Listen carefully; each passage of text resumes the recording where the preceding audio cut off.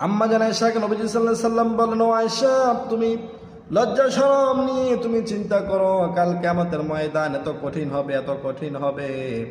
ফাইদা জাতিস সাখা, আল্লাহ রাব্বুল আলামিন বললেন, যখন ধ্বংসধ্বনি যখন নেমে আসবে, যখন কিয়ামতের মাঠ যখন কায়েম হয়ে যাবে, ইয়াউমা ইয়াফিরুল মারউ মিন আখি, তখন আপন ভাইয়ের কাছ থেকে পলায়ন করবে। সুবহানাল্লাহ। কালকে আমাদের ময়দানটা কঠিন হবে, এত কঠিন।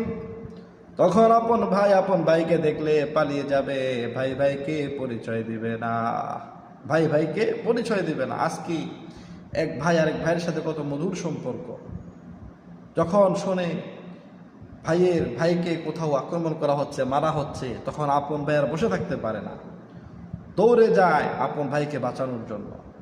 যখন শোনে ভাই অ্যাক্সিডেন্ট করছে, অপর ভাই আর বসে থাকতে পারে না, আপন ভাই দৌড়াইয়া যায় তাকে হসপিটালে নেওয়ার জন্য, চিকিৎসা করার জন্য। এক ভাই আরেক ভাইয়ের বিপদ আগে গিয়ে আসে, এক ভাইয়ের কষ্ট আরেক ভাইয়ের সহ্য হয় না, সে ভাই কালকে আমাদের ময়দানে পরিচয় দিবে না। বড় ভাইকে দেখলে ছোট ভাই পলায়ন করবে, ছোট ভাইকে দেখলে বড় ভাই পলায়ন করবে।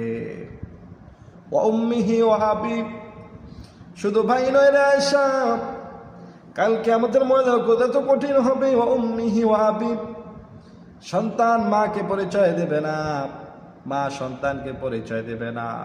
সন্তান যখন মাকে দেখবে, তখন সন্তান পালিয়ে যাবে। আল্লাহু আকবার। কালকে আমাদের ময়দান এত কঠিন হবে, এত কঠিন হবে। ওয়া উম্মিহি ওয়া আবি ওয়া আয়েশা, কালকে আমাদের ময়দানটা এত কঠিন হবে, মা সন্তানকে পরিচয় দেবে না। ওয়া আবিহি, এবং বাবা সন্তানকে পরিচয় দেবে না। সন্তান বাবাকে দেখলে পালিয়ে যাবে, আমার সন্তান আমাকে দেখলে পালিয়ে যাবে, আমার সন্তান আমার বিবিকে দেখলে পালিয়ে যাবে। যে সন্তানের জন্য আমরা এত কষ্ট করি, এত টাকা পয়সা অর্থ সম্পদ আমরা ব্যয় করি, যে সন্তানের জন্য এত কিছু করি, সে সন্তান কালকে আমাদের ময়দানে আমাকে দেখলে পালিয়ে যাবে। আমার মেয়েটা নাকি আমাকে দেখলে পালিয়ে যাবে, আমার ছেলেরা নাকি আমাকে দেখলে পালিয়ে যাবে। সে মুসিবতের দিন, এত বড় মুসিবত, যেটা সবচেয়ে বড় মুসিবত হবে সেই দিন হাসরের মাঠ। সূর্যটা কাছাকাছি চলে আসবে, জমিনটা তামার হয়ে যাবে। আমার ছেলেটা নাকি আমাকে দেখলে পালিয়ে যাবে, আমার মেয়েটা নাকি আমাকে দেখলে পালিয়ে যাবে, আমি নাকি আমার মাকে দেখলে পালিয়ে যাব।